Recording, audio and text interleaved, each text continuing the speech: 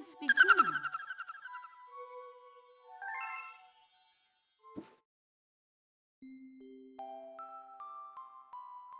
Chapter 1: The Celestial Duo.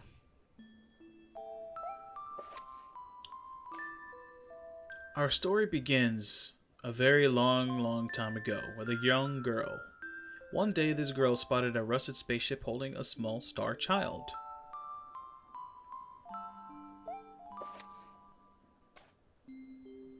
"What's your name? Are you lost?" the girl asked the star child. "I'm Luma, and I'm waiting for Mama. She's coming for me on a comet," said the star child, who had been waiting day and night.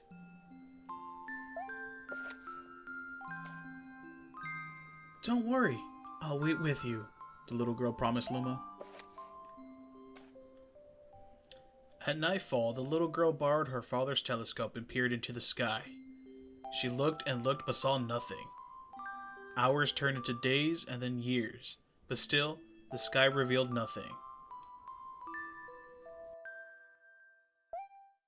Finally, the little girl sighed and said to the Luma, "If we stay here looking much longer, I'll be an old lady soon." But then, she had an idea. "Why don't we go out there and find your mother ourselves?" The girl and Luma fixed up the rusty spaceship, and then the two set sail into the starry sky. And this is how the search for the Celestial Mother began. Chapter 2: Starbits. Days passed with no sight of the comet, or even a single planet. Instead, asteroids extended for as far as the eye could see. "If I had known it was going to take this long, I would have packed more jam," said the little girl, above the rumble of her belly.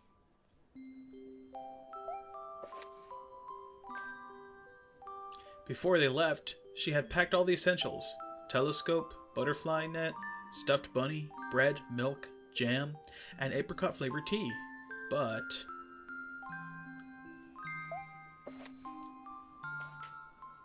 "I forgot to bring water!" At this, Luma burst into gales of laughter, and the girl began to pout. "As long as I have starbits, I'll be fine," said Luma. "Want some?" The little girl couldn't stay mad after hearing this. Luma continued to laugh, and the girl couldn't help but join in. "All right, maybe just a nibble."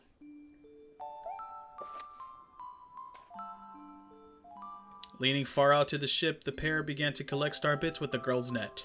They almost fell out a few times, but they kept on collecting.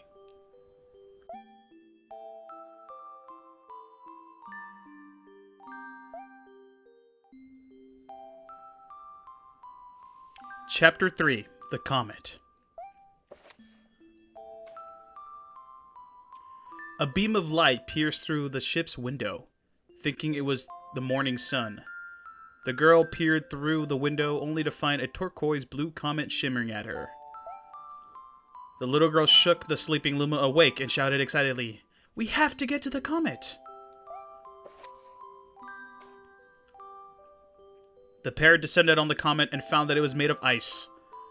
They looked high and low, but Luma's mother was nowhere to be found. Exhausted, the little girl sat down with a flop, utterly unable to take another step. "Look!" Peering down at the icy ground where Luma was pointing, the girl suddenly noticed clusters of starbits encased in the ice. "Pretty good, huh? Finding starbits is my specialty," said Luma, beaming. "There's ice here, but it's so warm. I'll bet there's water here too." The two decided to stay on the comet for a while. Riding the turquoise comet, the pair continued their search for Luma's mother.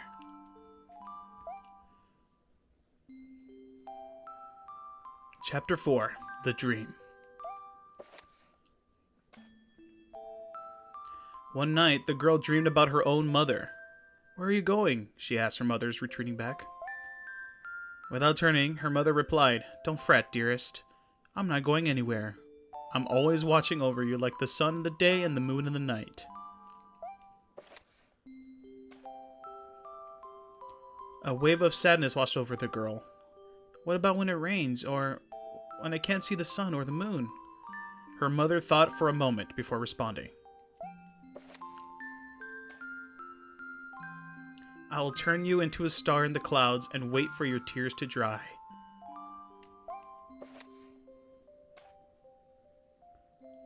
When she awoke, the girl's face was damp with tears. You have star pits in your eyes, said Luma to the girl. Wiping her face, the girl replied, These are tears, not star pits. I'm crying because I'll never see my mom ever again. At this, Luma began to cry too. Mama, oh mama. Wah. The pair traveled through the starry skies, and though they encountered many other comets, not one of them held Luma's mother. Luma was despondent. Now, Luma.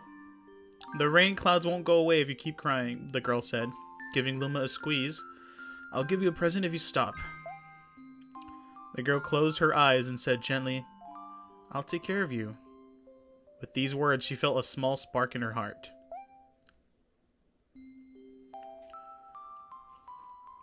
Chapter 5. Home.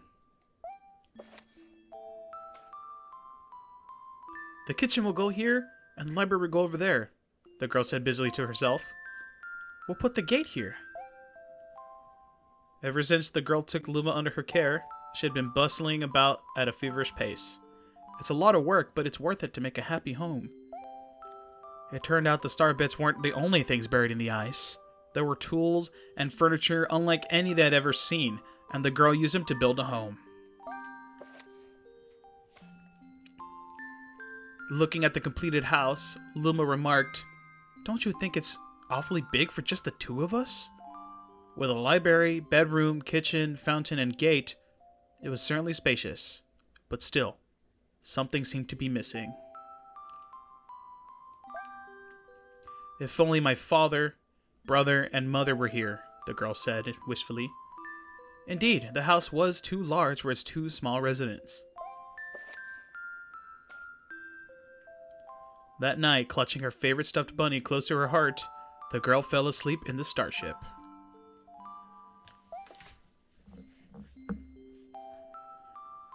Chapter 6. Friends. Then one day, while the girls sat sipping tea, a tiny apricot-colored planet appeared on the horizon. From the planet, another Luma of the same color emerged. Do you two know each other? The girl asked the two Lumas gleefully. Despite the girl's excitement, they seemed uneasy. The two Lumas neither drew closer nor backed away from each other. Instead, they just stared. Then one Luma broke the silence. My mama! At once, the apricot Luma parroted back, My mama, my mama. My mama, my mama. The two Lumas began to dance around the girl frantically, and neither showed any signs of stopping. The girl was so charmed by this adorable scene that she couldn't help but laugh.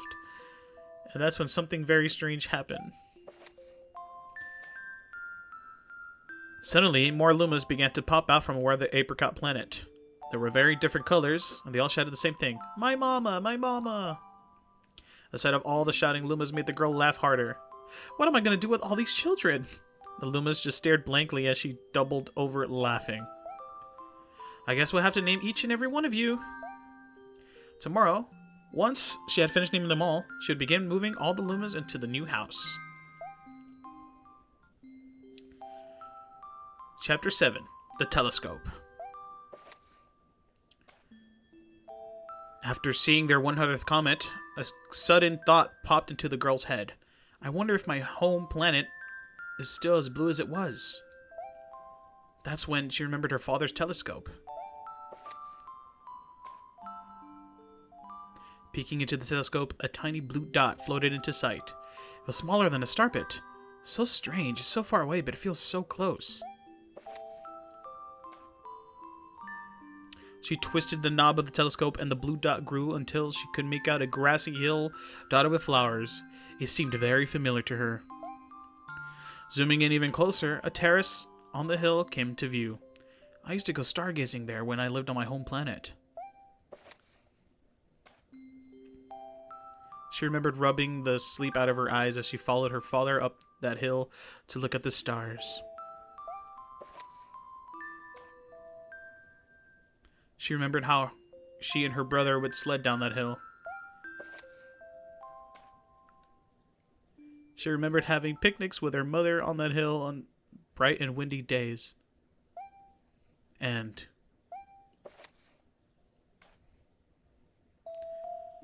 I want to go home. I want to go home right now. The girl burst into tears and Lubas didn't know what to do.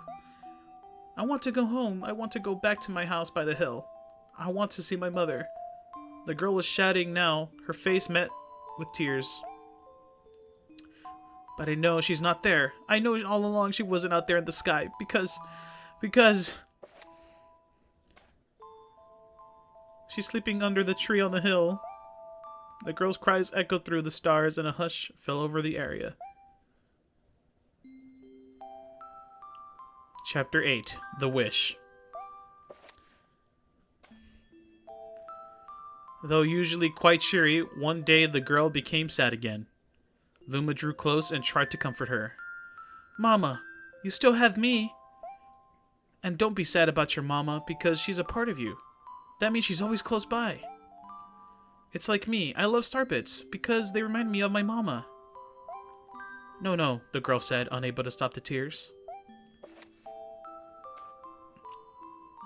A lonely look flickered across Luma's face, but it was too soon replaced by a wide grin.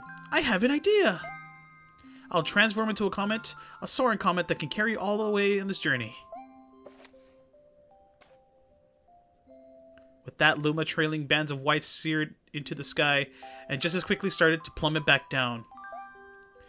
Kaboom! Kablam! The ground shook and a bright light poured out of the crater that the Luma had created. The bands of light twisted together to form a comet tail. And then Luma re-emerged, reborn as a comet. The girl could scarcely believe her eyes. But how? She kept asking. Our destiny as Lumas is to transform into different things, a red Luma who had suddenly appeared. Stars, comets, planets, we can all become all these things. When I grow up, I want to be a star that makes someone special smile, said a green Luma. A blue Luma chimed in. That Luma turned into a real cutie of a comet, didn't he? No, all of the Lumas together said, No more crying, Mama.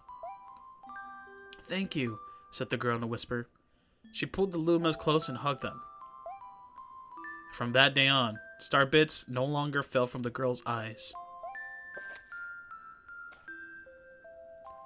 The comet set forth from the girl's home planet, its long tail blazing proudly behind it. The final chapter, Family. With its many Lumas and telescopes, the comet was quite a sight to behold. The girl and the Lumas were proud to call it home. At a welcoming party for a new Luma, the girl gathered everyone in the kitchen and said in a louder voice than usual, All right, everyone, let's make a cake sprinkled with star bits. Then it will be a star cake. The Lumas excitedly began to gather its ingredients. As she watched the Lumas scurry about, the girl smiled and thought to herself, This is my family too, and I will stay with them until they're ready to leave the nest. And when they do leave, I'll set them off with a smile. Because that's what makes a mother happiest.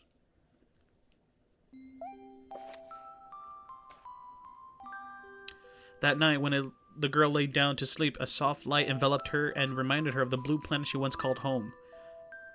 But it would be nice to return home once in every 100 years to nap in my favorite sleeping nook. The comet carrying the Lumas and the girl continues its journey to this very day. With more family members in tow than can be counted, it is said the comet visits the girl's home planet every once in 100 years. It is proud white tail glittering in the sky.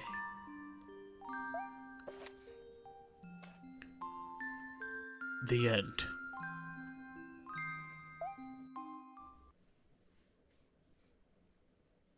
Epilogue. Good night.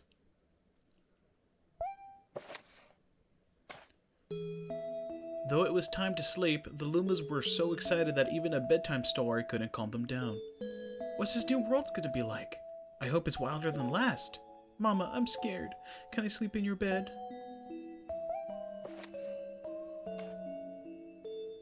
The girl picked up her guitar, sat on the bed, and began plucking out a lullaby.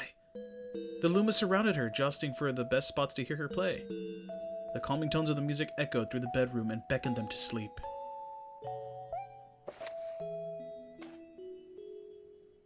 Good night, my dears. But the once noisy Lumas had already slipped into the world of dreams. The girl placed the guitar near her pillow and then lay down on the bed. The girl would soon join the Lumas in their slumber as the comet traveled toward planets on journeys all on their own. When next they woke, they would continue their search for the birthplace of the Lumas.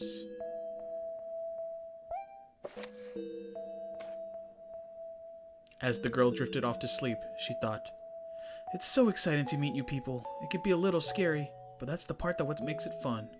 Greeting old friends can just be as exciting."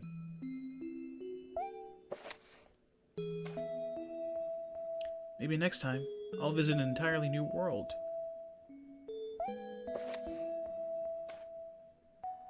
Goodbye to those we met on this journey. I will cherish the memories forever. And to those we will meet on the next journey, hello. May the stars shine down on you. Good night. With the Lumas and the girl on board, the comet hurtled through the starry skies, chasing the light to a new journey. The end. That's all. That's all. My story's finished.